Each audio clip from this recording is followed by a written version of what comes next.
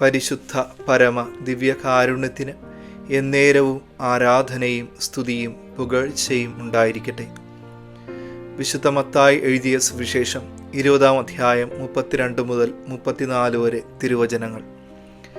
യേശു അവിടെ നിന്ന് അവരെ വിളിച്ച് ചോദിച്ചു, ഞാൻ നിങ്ങൾക്ക് എന്ത് ചെയ്യണമെന്നാണ് നിങ്ങൾ ആഗ്രഹിക്കുന്നത്?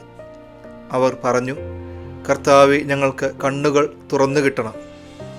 യേശു ഉള്ളലിഞ്ഞ് അവരുടെ കണ്ണുകളിൽ സ്പർശിച്ചു. തൽക്ഷണം അവർക്ക് കാഴ്ച കിട്ടി. അവരും അവനെ അനുഗമിച്ചു. അന്ധരുടെ കണ്ണുകൾക്ക് കാഴ്ച നൽകി അവരെ സുഖപ്പെടുത്തുന്ന ഈശോയിൽ തെളിഞ്ഞു നിൽക്കുന്ന 3 കാര്യങ്ങളെ നമുക്ക് ധ്യാനിക്കാം. ഒന്നാമത്തേത്, അന്ധരുടെ ആവശ്യം ചോദിച്ചറിയുന്ന ഈശോ. രണ്ടാമത്തേത്, അവരുടെ ആവശ്യം കേട്ടറിഞ്ഞ ഈശോയുടെ ഉള്ളം അലിഞ്ഞു എന്നതാണ്. മൂന്നാമതായി, ഈശോ ചെയ്യുന്നത് അവരുടെ കണ്ണുകളിൽ സ്പർശിച്ചു.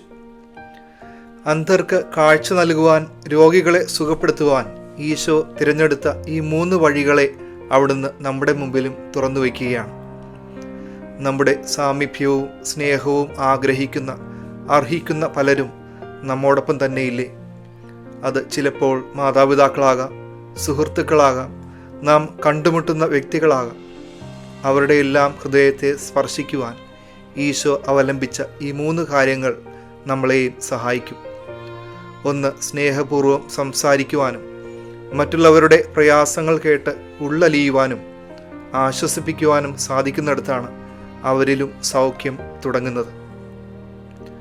ഒരു വൃദ്ധസദനം സന്ദർശിച്ച എഴുത്തുകാരൻ പ്രായം ചെന്ന ക്ഷയരോഗിയായ ഒരപ്പച്ചനോട് ചോദിച്ചു, ജീവിതത്തിൽ മറക്കാൻ പറ്റാത്ത വേദന ഏതാണെന്ന്.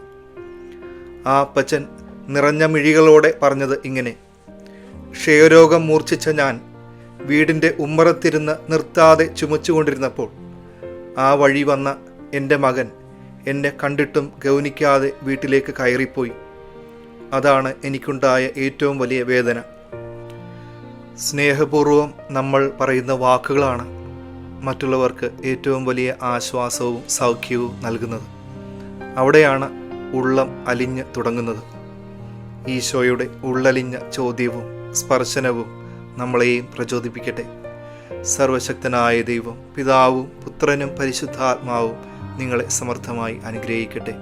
പരിശുദ്ധ പരമ ദിവ്യ കാരുണ്യത്തിന് എന്നേരവും ആരാധനയും സ്തുതിയും പുകഴ്ചയും ഉണ്ടായിരിക്കട്ടെ.